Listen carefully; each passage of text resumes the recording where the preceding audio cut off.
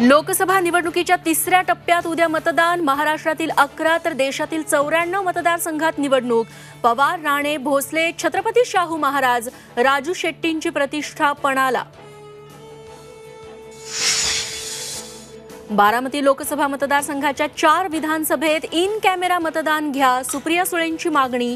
बारामती, दौंड, इंदापूर, खडकवासला मतदारसंघ अतिसंवेदनशील असल्याचा दावा.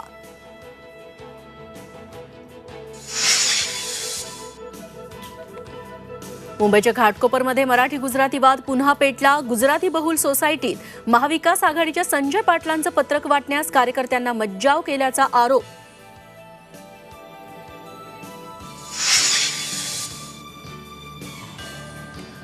उद्धव ठाकरेंना बाळासाहेबांचे विचार नको, पैसा संपत्ती पाहिजे.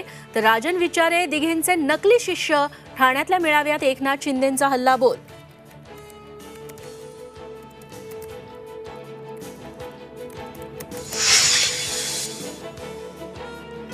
दिंडोरीतून जेपी गावितांची माघार. शरद पवार गटाच्या भास्कर भगरेंना पाठिंबा.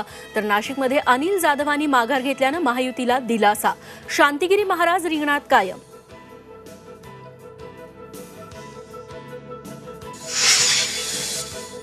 आरएसएस शहीद हेमंत करकरे यांच्यात वाद सुरू होते. संजय राऊतांची वडेट्टीवारांच्या विधानावर प्रतिक्रिया. तर पाकिस्तानची भाषा ते बोलू लागलेत. मुख्यमंत्र्यांची वडेट्टीवारांवर टीका.